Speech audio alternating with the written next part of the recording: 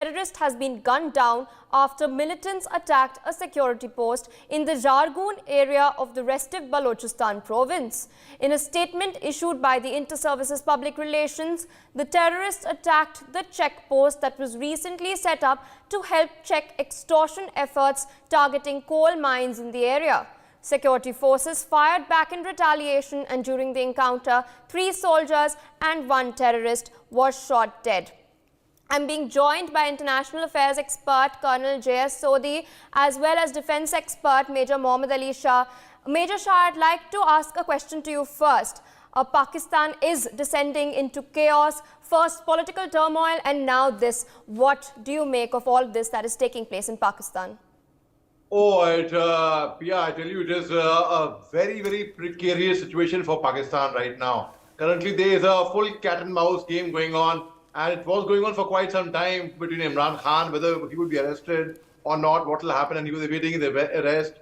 And the latest being Imran Khan would be tried under the Army Act. We will come to that as well. And now when the attacks in Balochistan taking place, 3 soldiers lost their lives, and terrorists are actually for an extortion case or the coal mining case. In fact, there was a clash between 2 tribes in the mining case where 14, 16 people had lost their lives. And this kind of a thing, and yet there are terrorist activities happening in Pakistan, yet the economy is down.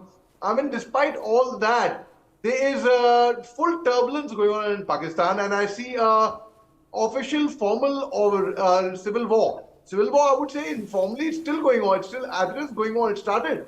But I see it as an informal. Now, in 1952, the Pakistan Army, like the way in Indian Army, we have an Army Act. So an armed forces person would be tried under the Army Act. In 1952, they had, after they gained independence in 1947, 14th August 1947, in 1952, after the assassination of Liaquat Ali Khan, the first Prime Minister of Pakistan in 1951, in 1952, they introduced the Army Act to try the army officials who were guilty for punishment and such things. In 1966, General Ayub Khan, who was the chief of the army staff and later on became the president of Pakistan in 1965, when General Musa was the chief of the army staff, that is General Ayub Khan, under his leadership, he made an amendment to the Army Act which said a civilian who is guilty and proved guilty of inciting mutiny within the army circles can be tried for under the Army Act. So when they were saying they will try Imran Khan under the Army Act, everybody was like surprised. But no, he's a civilian. How can he be tried under Army Act? Because of the dictatorship of the military over there who were in power, they made certain amendments. And also, like for example, the amendment for the Ahmadi Muslims in Pakistan, there was an amendment that they would not be considered as Muslims. So there were a lot of amendments made in their constitution. Similarly, a country where there are amendments made in their constitution, where the people fight against the army doesn't enjoy that kind of aura or the support or the influence it had earlier. Imran Khan had the guts to take them on head on. Now, what will be the fate of Imran Khan? Because there are about 145 cases, round about that much on him. But most of them are very small, frivolous cases. For these cases, he can be imprisoned, he can be jailed for some time, and then he'll come out. And what then? Now, what then I will tell you. So again, Imran Khan will try his politics. So the best way they would be, now it's going to be either Asim Munir or Imran Khan.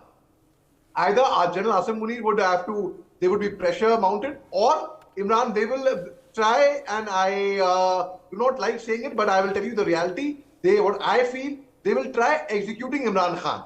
Now, Imran Khan was given the option of leaving the country, going to London or Dubai, or leave the country, and he'll be safe. They won't touch him, or stay back in Pakistan. He chose to stay back in Pakistan.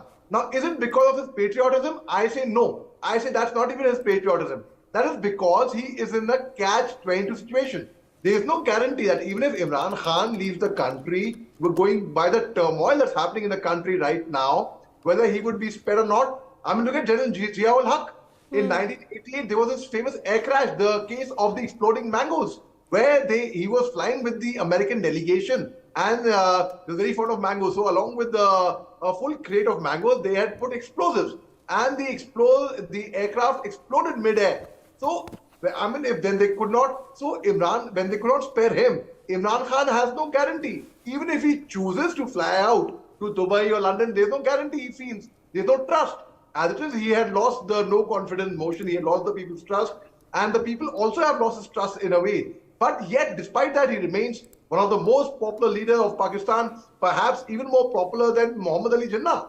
Look at the support he had. But now Zaman Park, where there was full cordon of 400 police personnel, and they were said that they are 40 terrorists. Terrorists means who? The people who incited violence on 9th May, who attacked General Salman, the GOC 4 House. They attacked the radio station in Pakistan. They attacked the Pakistani military establishments. So that could be given a terrorist term. Now, PTI could be declared as a terrorist organization, but where's Bilawal Bhutto and Nawaz Sharif sitting abroad, not in London, not in Pakistan, in London, they are against getting PTI. They are being a bit large-hearted, a bit magnanimous by, they do not want PTI to be named as a terrorist organization. Indeed, Major Shah, you mentioned the May 9th violence, and I'd also like to bring in another piece of news that we're getting in from Pakistan regarding this itself. Pakistan's cabinet has endorsed the decision by the top security body of the country to hold trial by military courts of those involved in attacks on key army installations. Protesters had earlier taken to the streets on May 9th after the arrest of former Prime Minister and Pakistan Tehreek-e-Insaf Party Chairman Imran Khan and torched military and civilian buildings.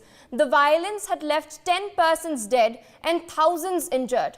According to media reports emerging from yesterday, the cabinet meeting, chaired by Prime Minister Shehbaz Sharif at the Prime Minister House, gave approval for trying civilians in the military courts just days after the NSC and the Corps Commanders Conference vowed to bring those behind the violent protests to justice. I'm being joined by Wing Commander Praful Bakshi. Sir, this is of course the latest that we're getting to know from Pakistan, where the